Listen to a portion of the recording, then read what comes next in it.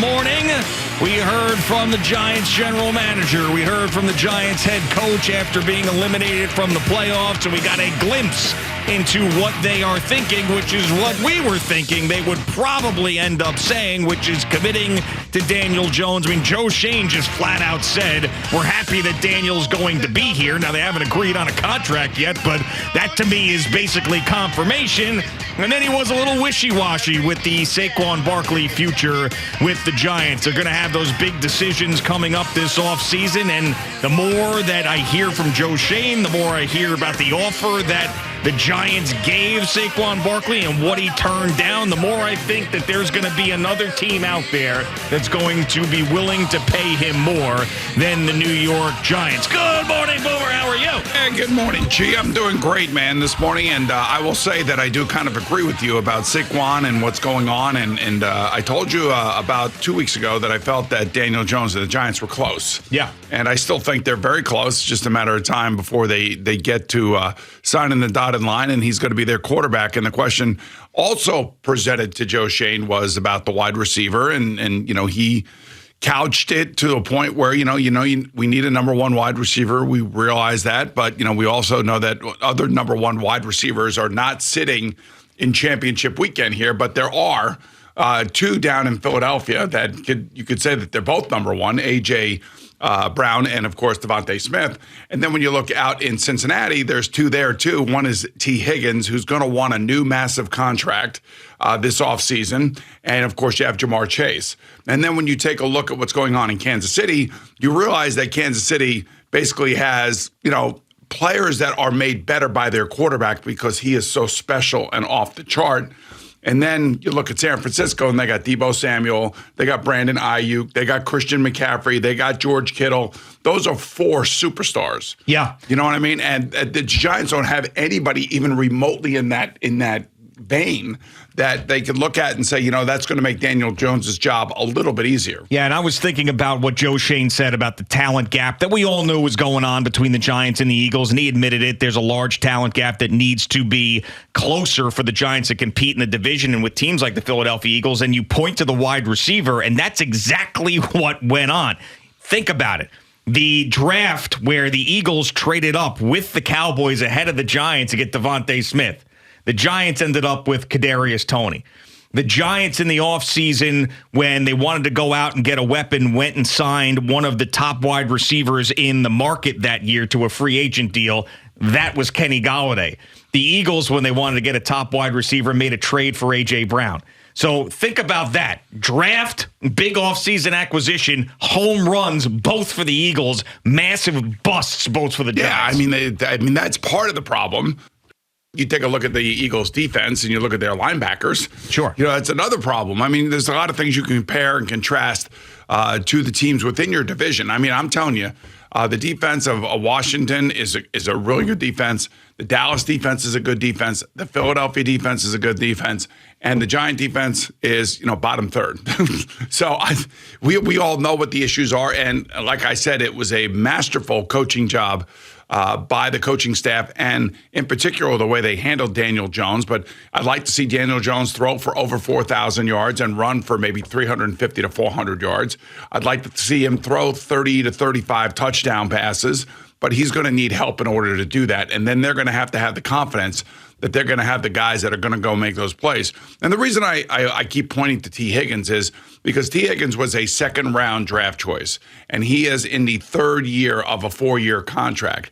There is no way T Higgins is coming back in his last year playing for what is on his contract right now. So he's got to go to the Bengals, and the Bengals have either got to say, okay, we're going to give you like something similar to what Christian Kirk got from the Jacksonville Jaguars, which was 4 years, $72 million. But he's going to want more than that. And he's going to want out of there. Especially if they win the Super Bowl. And the reason he's going to want out of there is because he knows that he's got no room for a salary of that ilk if he stays there, because Jamar Chase is there and Joe Burrow are there. And those are the guys that they're going to end up having to pay. So there is an opportunity for somebody to go and trade for, I believe, somebody to go and trade for a guy like T Higgins. And we've seen this now with multiple situations, whether it was Devontae Adams last year, Deebo Samuel ended up staying there, but he got that new contract before he was, a free agent. He got it going into that last year, just like you're talking about with T Higgins and DK Metcalf was another guy. So these guys are all second round. Most of them are second round draft choices, right, that are on those 4-year deals that don't have that 5th-year protection for the team. Right. And that's why when you start scouring, the free agency lot for wide receiver this year is not all that impressive in terms of, quality, high-end, number one wide receivers. And that's why, these trades happen because of the pressure, like say on the Bengals, they're going to have to pay Joe Burrow. It's going to be a massive contract, whatever it is. And so that means somebody or some other players are going to end up, getting jettisoned by the team just simply because they can't afford everybody. And that's where guys like teams like the Giants and other teams have got to be really smart about how they evaluate these players, what they look like in terms of where they are in their career. And I think T's a young kid. He's 6'4", 4.5, 5. He plays big. He's fast. He can take a top off the defense. And he's a really good dude. You know what I'm saying? So I think that would match what the Giants would need. The question is, would they have enough money to pay him to satisfy him? Yeah, no, I love that idea, and that's something that they absolutely should be looking into. Now, as far as Saquon Barkley goes, there's 2 ways to handle it, in my opinion, and no room for anything else. One is that you don't re-sign him, and you let him go somewhere else. The second thing is you franchise tag him and pay him $10 million for 1 year. I want that. I don't care what he wants. Now, that's the thing. I'm sorry. This is in the CBA. I've seen it a million times. Right. What's he going to do? What do you want? Not sign the franchise tag and be Le'Veon Bell?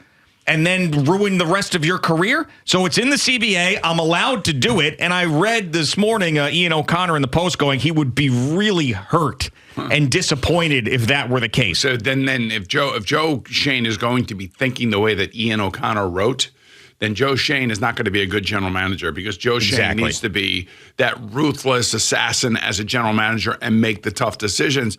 And, who says he's going to make the right decisions? You're hiring him because you believe that he had been around an organization that did make the right decisions. That's right. When it came to hard decisions about contracts and drafts and things of that nature and trades. So you're hoping that Joe Shane has that in him. It's easy to get caught up in the relationships with these players, and that's like one of the things we were talking about. Joe Shane has no tie to anybody in this draft, except for maybe the guys he brought down from Buffalo. Yeah, well, and yes, Evan Neal, Kayvon Thibodeau is the only, and then the rest of the guys he drafted, and that's it.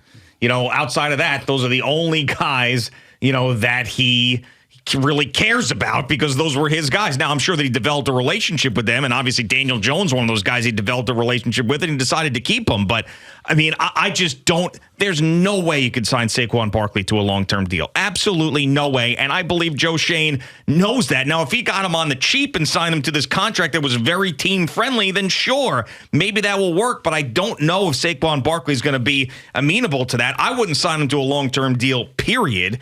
And the $10 million, bringing him back for $10 million and getting another year of him in his prime as he gets closer to 30, might be the best thing. And if he's hurt by that, maybe he gets motivated by it. And it's not like Saquon Barkley has much of a leg to stand on because he said it himself. He's been hurt. He didn't really live up to the potential. All of these things that make him a great candidate to bring him back on a 1-year, $10 million deal and let's go for it again. It's not going to happen. Not going to happen because the player's not going to want it. But it doesn't matter what he wants. I hate to say it. I know that there's a CBA. I know that there are rules in place. Hey, how many times have we seen players get traded because of stuff like this? Now, I will say there are a couple of guys that, did play this year. I think Jesse Bates for the Bengals, they're very talented safety. He's on, I believe, he is on one of those contracts where he was franchised because he plays a position like safety, like Saquon plays, that is devalued in the big system of things. So it's easy to kind of franchise those guys. But I just don't. It's not what Saquon wants. It's just not a good. It's just not good all the way around. So you either allow him to go, or you sign and trade him, and then he gets a new contract from another team. But if that makes the most football sense, if that's what Joe Schoen wants and says, I think that letting him go in free agency and getting the compensatory pick is not really something that to me makes sense right now because we think he's a talented guy and we want to had some success this year with him and he did stay healthy. I want him back, but I want him back not on a long-term deal. Let's squeeze another year out of him. That makes the most football sense. He should not, just as you said, he should not consider the feelings of the player. And there's been one guy that I can remember that did not sign the franchise tender and sat out a year. Le'Veon Bell. And that was Le'Veon Bell. Everybody else has signed it and then done something with it. Either, when sign and trade. Yeah, whatever or it is. Played. Yeah, there are a couple guys that are playing on it this year, but it's just not, so for a running back who basically made it through the season relatively healthy and generated over 1,600 yards and 10 touchdowns, in his eyes, he's worth a substantial raise and he's worth guaranteed money. And that's what he wants. And the last thing he wants to do is go out there and put, his body on the line for what he believes and perceives to be less than what he's worth. And there's somebody out there that would probably want to give him somewhere to around 14 to 15 million a year. I'm telling you, there's one or two teams out there that aren't paying their quarterback that would love to have a running back and have a veteran of Saquon's ilk. Yeah, I'm not sitting here and telling you he's Barry Sanders because he's not, but he's a very, very talented and a very productive player when healthy. Yeah, of course. And, Christian McCaffrey, I believe, makes, $16 million a year? Yes, but now, if I asked you, player for player, who would you want? Christian McCaffrey or Saquon Barkley? Who would you want? Well, of course, Christian McCaffrey, but he's also had his fair share of injuries as well. True, and that's one of the reasons why Carolina ended up moving on from him. Yeah, and plus they were in a rebuild, and they had signed him to a contract. What are the Giants in? No. I'm saying they didn't. They moved on. The Giants are now in a sort of. Are they kind of like similar to what Carolina was doing? Not after this year, no. Wow, it's just because they made the playoffs? After last year, yes. Because they made the playoffs? Yeah, absolutely. And they found their quarterback and their coach. I think about it. I think last year was the Carolina comparison, not this year. I think that the Giants, are probably a team that, are a top 22 team. There are 10 teams that are better than them.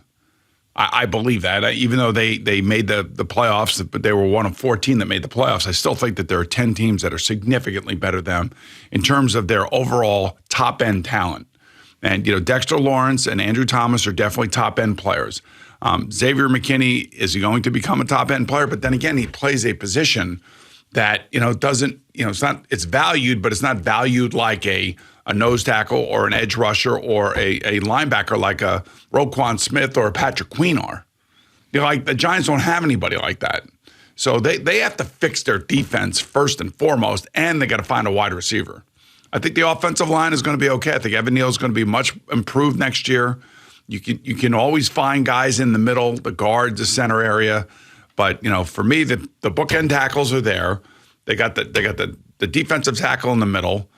They may have the safety. They may have two corners, and they have a quarterback. They have no presence at tight end right now. They have very little presence at wide receiver.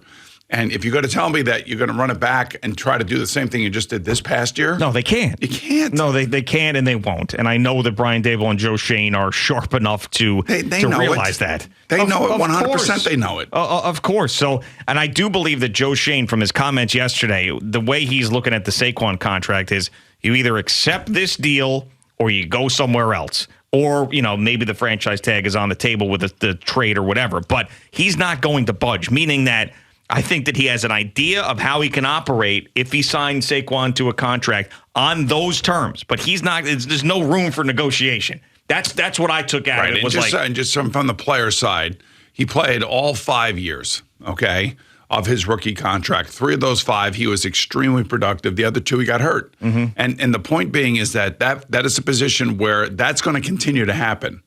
But this, in his eyes, in his mind, this is his chance to get some significant money is right now because he's come through his 5th year. He came through it healthy. He came through it productive, and he's leaving the season thankfully healthy. And he's in the midst of his prime, so he wants to get as much as he possibly can right now. And I totally understand that. Yeah, right, but he said otherwise. But I totally understand it. No, I know, but listen, I get that he wants to get the most money too. Anybody would, but he basically said that he was realistic in the fact that he probably won't get the most money possible because of the way things have gone for me. He said it himself after the season. I'm realistic. I've had injuries. Would you think a team like the Pittsburgh Steelers would go after him? No, absolutely not. Because, I mean, they have Najee Harris. He used a first-round pick on him. That was only a couple of years ago. No. To me, the team is the Buffalo Bills. I mean, that's what I've thought since the beginning of the season, where I thought that, like the 49ers made the trade for McCaffrey. If the Giants had fallen out of it, I thought that would have been a perfect situation for them. And I do believe that after what happened to them in this Bengals game, they need something. They got to get that running game going. Now, it doesn't have to be a top-level elite back, but it's got to be something better than what they got. So that, to me, is a team that I'd have to look at their cap situation, but you always got to look for that team that's desperate to get over the hump at that position.